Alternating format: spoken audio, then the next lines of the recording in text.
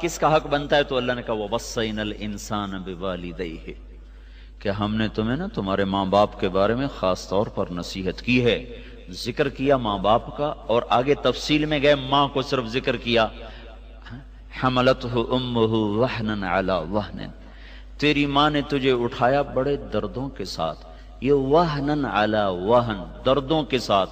لیکن عربی زبان بڑی خوبصورت ہے، یہ ترجمے سے اس کی اصل تعبیر سامنے نہیں آتی. اس کا اللہ تعالیٰ کیوں کہہ رہا ہے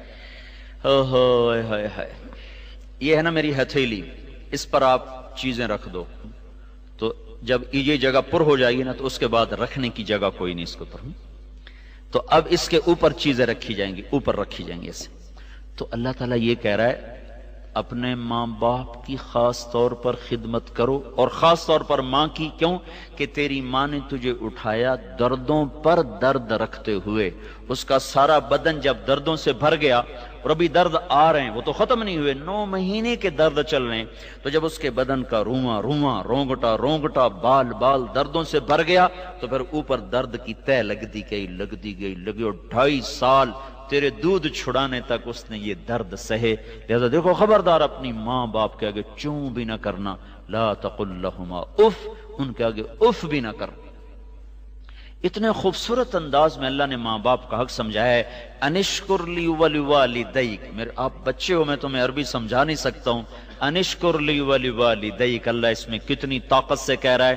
ایک ہی بریکٹ میں اللہ اپنے آپ کو اور ماں باپ کو لا رہا ہے کہ میرا اور اپنے ماں باپ کا شکر گزار بن. اب میری اور آپ کی، میری بھی بدقسمتی رہی کہ میں 11 سال کی عمر میں ماں باپ سے جدا ہو گیا، اور آپ کی بھی یہ ایک بدقسمتی بھی ہے کہ آپ ماں باپ کی سے دور ہو، ان کی خدمت سے دور ہو.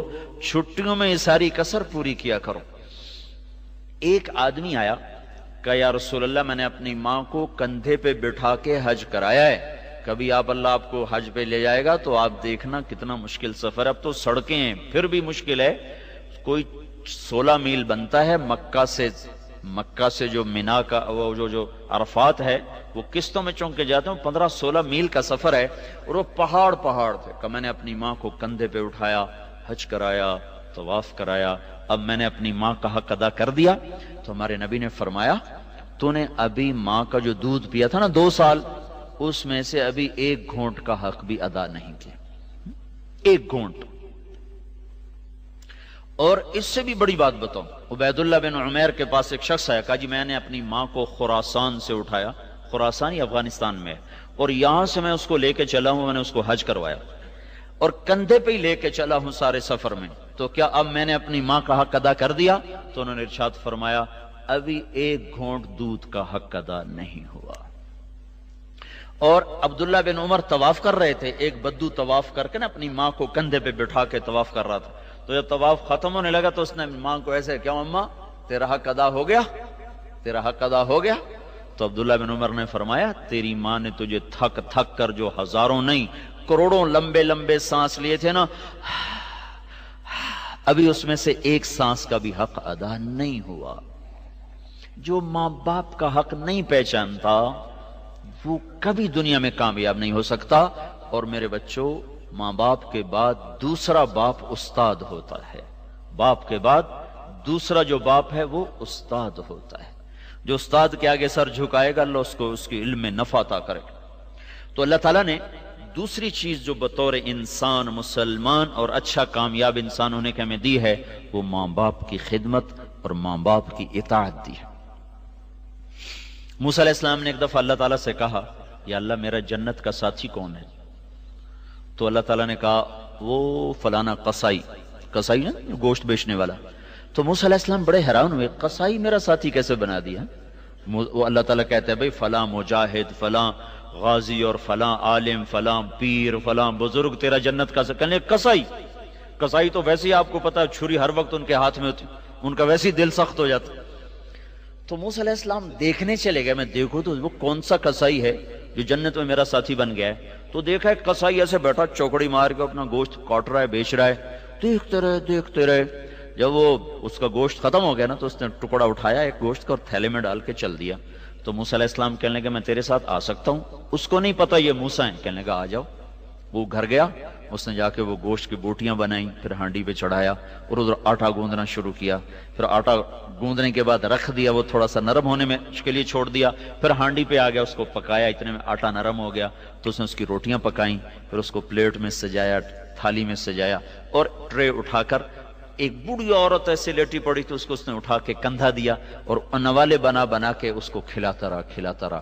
پھر جب اس نے کھا لیا تو اس نے اس کا منہ صاف کیا تو اس نے کچھ کہا، عورت نے کچھ کہا، اس نے ہٹا دیا. موسیٰ علیہ السلام نے کہا یہ کون ہے؟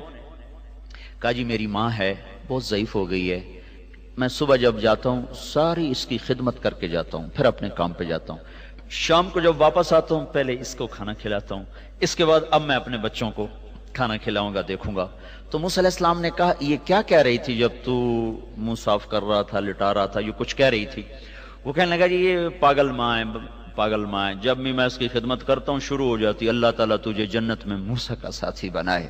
میں کہاں اور موسیٰ کہاں ہیں، میں کتھے تھے موسیٰ کتھے ہیں.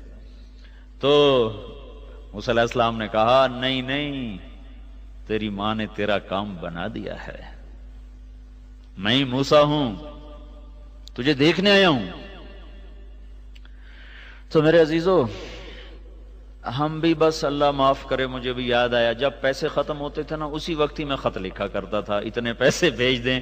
تو ایک دن میرے باپ کہنے لگے بیٹا بس جب پیسے ختم ہوتے ہیں تو اسی وقت ہی خط لکھتا ہے، آگے پیچھے تو کبھی تو نے میں خط لکھا ہی نہیں ہے. تو میرا خیال ہے تم بھی ایسا ہی کرتے ہوگے، جب پیسے ختم ہوتے ہوں گے پھر خط لکھتے ہوگے.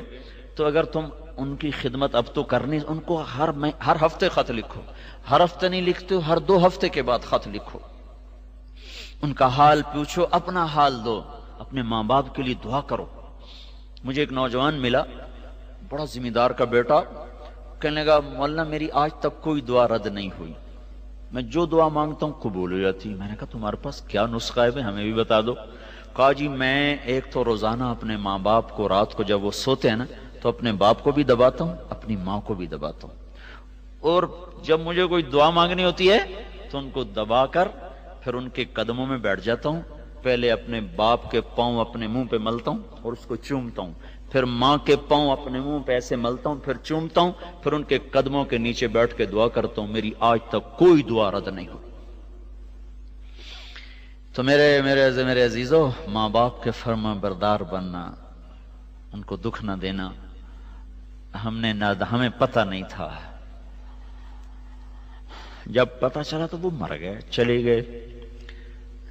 اب میں ان کو واپس نہیں لا سکتا ہوں. تمہارے اللہ کرے زندہ ہوں تم ان کی خدمت کر لینا، تمہیں اتنے تمہارے نصیب جاگیں گے کہ یہ ڈگریاں وگریوں سے کچھ بھی نہیں ملنے کا. اگر تم نے ماں باپ کی دعا لے لی تو اس پر جو ملنے والا ہے وہ تمہاری اگلی نسلیں بھی اس سے فائدہ اٹھائیں. کبھی بد دعا نہ لینا. اللہ